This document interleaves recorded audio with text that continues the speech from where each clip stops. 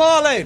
আমাদের আমাদের কোম্পানি থেকে আমরা দুজন এসেছি। আমি হইলাম সহকারী, উনি আমাদের বস, যিনি মিস্টার মঞ্জু, সুদূর খুলনা থেকে আগত, আমাদের যশোর জেলায় অবস্থিত।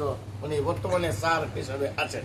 আপনার স্যার, আপনার বস? জি জি। আচ্ছা আচ্ছা আচ্ছা। আমরা প্রথমত দাঁতর দুর্বলতা, একজিমা, চামায় কামড়ায় মুরগি জিমাইতাছে মরতাছে, চুনা চুনা লেদাইতাছে, ইঁদুর মারেন, মশা মারেন, ওগার তলে আড়াইছে, দাঁত পরিষ্কার পালাইয়া দেন।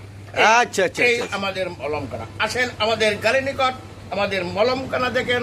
প্রথমে মনে করেন যে ইঁদুর মশা মাছি মারার সাথে সাথে কষ্টি মারিয়া দিয়া, মুখে টুকে মারিয়া ফলাই দিবেন।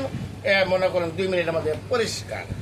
আচ্ছা আচ্ছা আচ্ছা আর আচ্ছা আচ্ছা। এই যে এখানে দেখছেন চুলকানি, কাজ মনে করেন যে বেচাকায় গা করে ফেলছেন। আচ্ছা একবার লাগাইবেন, 2বার লাগাইবেন, 3বারের মাথা তার পাইবেন না। আচ্ছা আচ্ছা আচ্ছা আচ্ছা আমাদের মলমখানা শুধু প্রচারের জন্য ভাই আপনাদের কাছে আসা। আচ্ছা। এই মলম দোকান থেকে কিনলে 560 টাকা নেব, আমরা শুধু দাম নিচ্ছি এর নাম 100 টাকা, 100 টাকা, 100 টাকা। আমাদের মূল্যবান কথাবার্তা এখন আমার শ্রদ্ধেয় স্যার সুদূর খুলনা থেকে আগত, উনি বলবেন।